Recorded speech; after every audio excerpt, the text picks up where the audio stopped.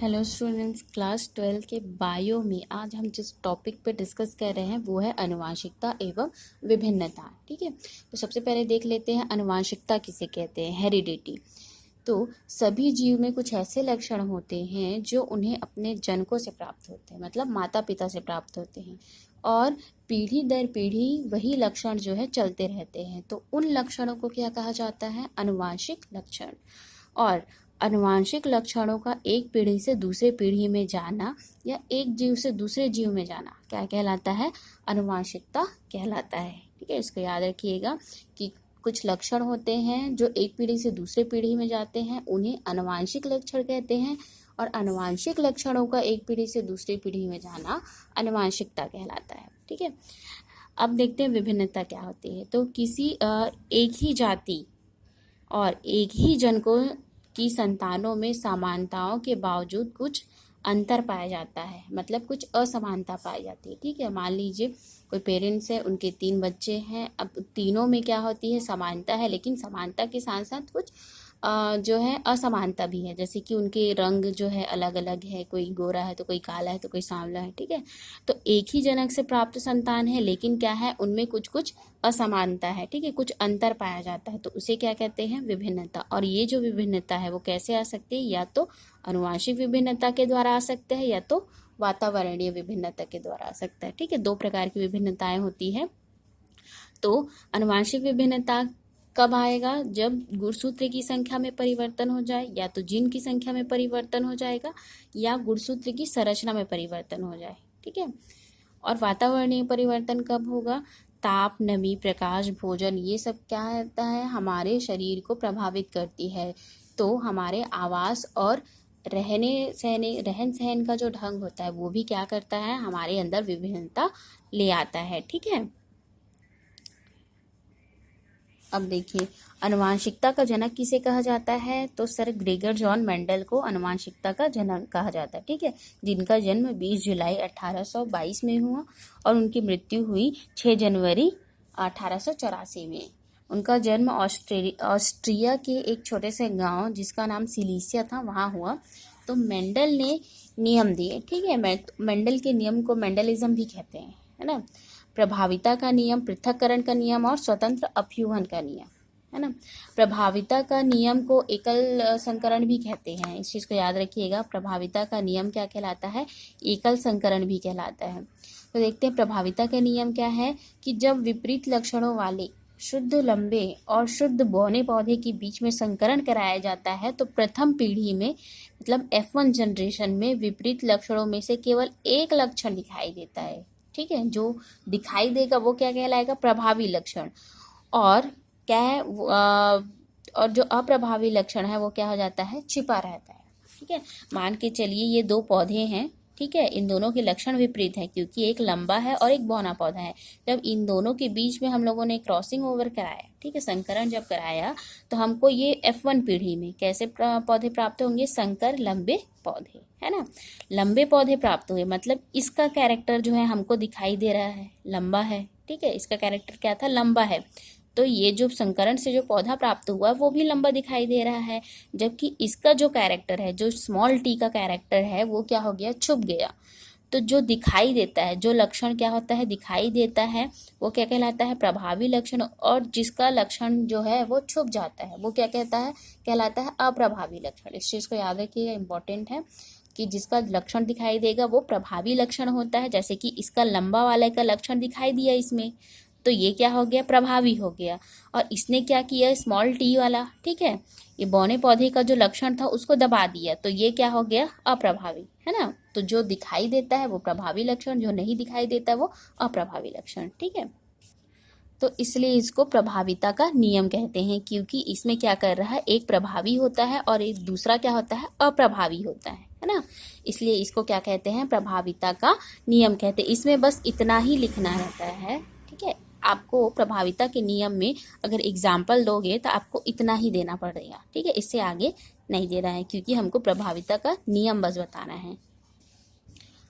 अगला जो हमारा नियम है वो पृथक्करण का नियम, मतलब लॉ ऑफ सेग्रीगेशन। ठीक है, तो जब प्रथम पीढ़ी के विषम युग्मनी, ठीक है, ये विषम विपरीत गुण वाले, है ना। विषम युग्मजीव पौधे में स्वपरागण कराया जाए, ठीक है। तो स्वपरागण कराया जाए तो F2 पीढ़ी में परस्पर विपरीत लक्षणों का एक निश्चित अनुपात क्या है, पृथक्करण, एक निश्चित अनुपात में पृथक्करण हो जाता है। इसे पृथक्करण का नियम कहते हैं। कैसे कहेंगे, तो देखिए ए कैपिटल टी है जिसका कैरेक्टर क्या है, लंबा पौधा है, ये क्या है, बौना पौधा है। जब हमने इसको आपस में संकरण कराया तो क्या बन गया, ये जो है संकर लंबे पौधे प्राप्त हुए, ठीक है। हमको संकर लंबे पौधे प्राप्त हुए।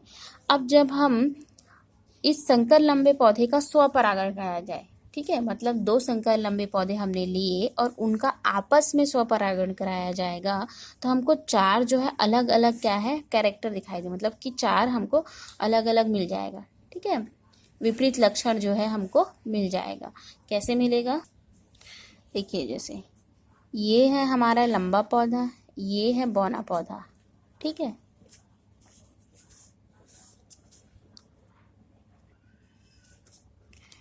ये है हमारा लंबा पौधा, ये है हमारा बौना पौधा।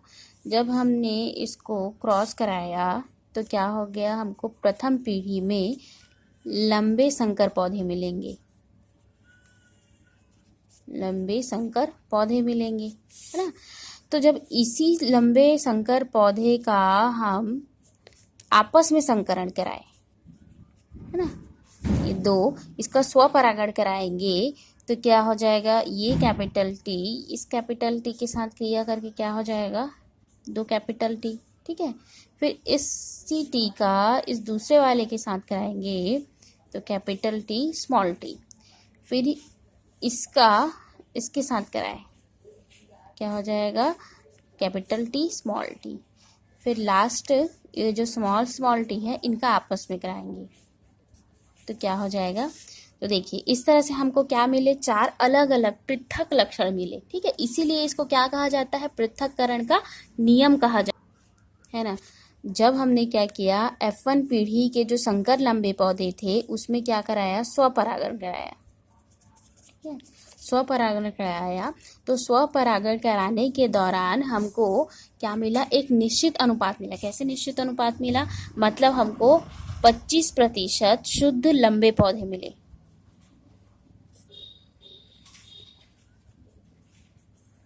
ठीक है। 25% शुद्ध लंबे पौधे और हमको कितने मिले, 50% संकर लंबे पौधे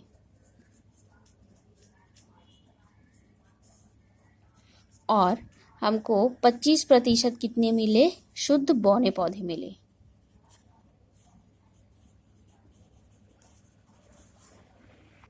है ना। तो इस तरह से हमको क्या मिला कि हमको F2 पीढ़ी में, ये क्या हो गया F2 पीढ़ी, तो F2 पीढ़ी में क्या मिला, अलग अलग विपरीत लक्षणों का एक निश्चित अनुपात मिला, मतलब 25% लंबे, 50% संकर लंबे और 25% शुद्ध बौने पौधे जो है हमको प्राप्त हुए, ठीक है। तो इसीलिए इसको पृथक्करण का नियम भी कहते हैं और इसी का एक और नाम है, इसको शुद्धता का नियम भी कहते हैं, ठीक है। और इसी के हम जीनोटाइप फिनोटाइप अनुपात निकालना सीखते हैं। तो जीनोटाइप अनुपात क्या है, जीनोटाइप अनुपात कैसे निकालें, मतलब इसके जेनेटिक को लेकर, ठीक है। जैसा कि आप देख रहे हैं कि शुद्ध कितने हैं, मतलब प्योर देखना है, शुद्ध 1 लंबा पौधा है, फिर संकर लंबे पौधे की संख्या कितनी है, 2 है, और हमको शुद्ध रूप से कितने पौधे प्राप्त हुए हैं, 25%, ठीक है, एक ही पौधा प्राप्त हुआ है। तो इसका जीनोटाइप अनुपात क्या हो जाएगा, 1:2:1, ठीक है। जो उसके जेनेटिक को लेकर, मतलब पूरा प्योर कितना है और पूरा संकर कितना है और पूरा बौना कितना है ना, मतलब शुद्ध लंबा, शुद्ध बौना और शुद्ध संकर, है ना, संकर पौधे। तो जेनेटिक को देकर हमने फिर ये जीनोटाइप अनुपात निकाला। फिनोटाइप अनुपात जो क्या है, भौतिक अवस्था को देखकर मिलाया जाता है, ठीक है, मतलब निकाला जाता है। तो इसमें लंबे कितने हैं, तो 3 लंबे पौधे हैं, ये 1 और ये 2, है ना, तो लंबे हैं। अब वो संकर हैं कि शुद्ध हैं इससे फर्क नहीं पड़ता है कि क्या है, लेकिन क्या हो जाएगा, 3 है तो क्या हो जाएगा 3 अनुपात, और शुद्ध बौना कितना है, 1 है, ठीक है, बौने पौधे 1 ही हैं। तो इस तरह से हमने देखा कि इसमें क्या है, हमको 4 अलग अलग प्रकार लक्षण जो है दिखाई दिया F2 जनरेशन में, ठीक है। और इसको हम शुद्धता का नियम भी कहते हैं। अगला जो हमारा है वो है तीसरा लॉ। देखिए हमारा तीसरा लॉ ऑफ इंडिपेंडेंट असॉर्टमेंट, ठीक है। लॉ ऑफ इंडिपेंडेंट असॉर्टमेंट, इसको द्विसंकर मेंडल के द्विसंकर संकरण से लिया गया है। जब दो जोड़ी विपरीत प्रभाव वाले पौधे के बीच में संकरण कराया जाता है, ठीक है।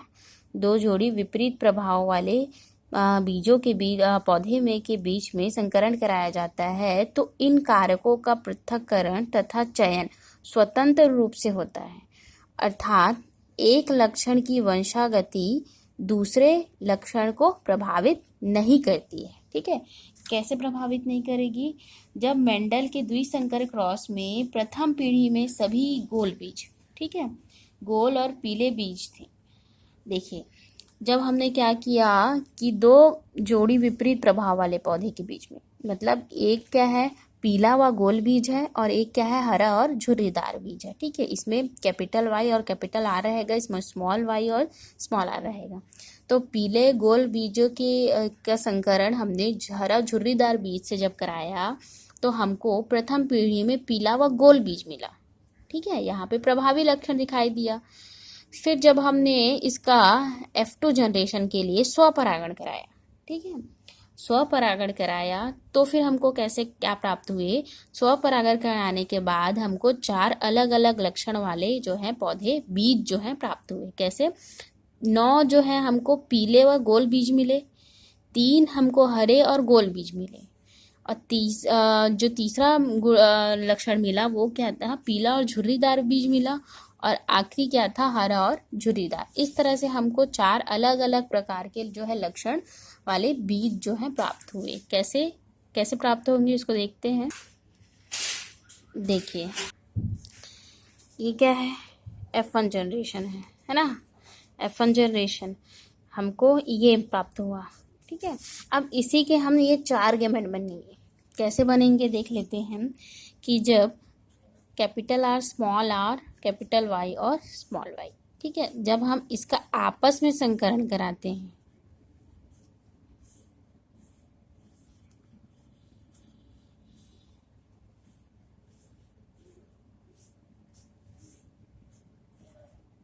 तो आर एन वाई, तो इस तरह हमको 4 जो है गैमेट मिलते हैं, ठीक है। 4 गैमेट मिले, 4 युग्मक मिले ये। तो इसी को हमने ऐसे करके रो और कॉलम में लिख लिया है, ठीक है। तो यहाँ पर जो हमारे 4 गैमेट मिले हमको, हमने उसको इधर कॉलम और रो में लिख लिए, ठीक है, इधर कॉलम और रो में लिख लिया है। अब जब हम इसका आपस में कराते हैं, जैसे कैपिटल आर और वाई वाई, ठीक है, तो इन दोनों का यहाँ पे लिखा गया, फिर इसका इसके साथ हुआ तो इसको यहाँ पे लिखे, फिर इसका इसके साथ हुआ तो ये हुआ, फिर इसका इसके साथ, सेकेंड वाले लाइन का भी इसका इसके साथ, फिर इसके बाद इसका इसके साथ लिखा है, फिर इसके बाद इसका ये वाला लिखा है, फिर इसके बाद इसका। तो इस तरह से हमने क्या किया है, ये सारे ये जो नर गैमेट है, ये नर गैमेट है, और ये क्या है? मादा गैमेट है, ठीक है। तो मेल गैमेट और फीमेल गैमेट को आपस में मिलाकर हमने इस तरह का जो है लक्षण बनाया, ठीक है। ये टेबल पूरा बनाया। तो टेबल बनाने के बाद हमको क्या मिला? 9 जो है गोल पीले बीज मिले, जैसे कि यहाँ पे पेंसिल में लिखाया हुआ है, ये जो है गोल और पीले बीज है, ठीक है, क्योंकि ये वाला जो कैरेक्टर है वो प्रभावी है और जो दूसरा है अप्रभावी है, ठीक है, मतलब इसने इसको दबा दिया है। तो गोल और पीले बीज हमको मिले, तो 1 2 3 4 5 6 7 8 9, इस तरह से 9 जो है गोल पीले बीज मिले। उसके बाद 3 जो है गोल हरे बीज मिले, ठीक है। तो यहाँ पे जो रेड कलर में लिखा हुआ है वो गोल हरे बीज का है। तो 1 2 3 ये गोल हमको हरे बीज मिले, जिसमें स्मॉल स्मॉल वाई है, ठीक है। उसके बाद पीले झुर्रीदार बीज मिले, तो पीले झुर्रीदार बीज, ठीक है, जिसमें स्मॉल आर है, तो ये जो है हमको मिले 3, है ना। और जो हमको एक पौधा मिला वो क्या है? हरा झुर्रीदार, जिसमें स्मॉल आर भी है और स्मॉल वाई भी है, ठीक है। तो इस तरह से इसका अनुपात क्या हो जाता है? 9:3:3:3:1, ठीक है। तो इस तरह से इसको स्वतंत्र अपयूहन का नियम कहते हैं। तो इस तरह से आपने देखा कि जब F1 पीढ़ी में 100 परागण कराया तो हमको F2 पीढ़ी में कितने प्रकार के बीज मिले, हमको 4 प्रकार के बीज मिले, जो कैसे लक्षण वाले थे, स्वतंत्र थे। तो इसी को क्या कहते हैं, स्वतंत्र अपव्यूहन का नियम कहते हैं। ठीक है, थैंक यू। जिन्होंने चैनल को सब्सक्राइब नहीं किया है प्लीज़ सब्सक्राइब कर लेंगे, और अगर वीडियो पसंद आया होगा तो लाइक कर देंगे।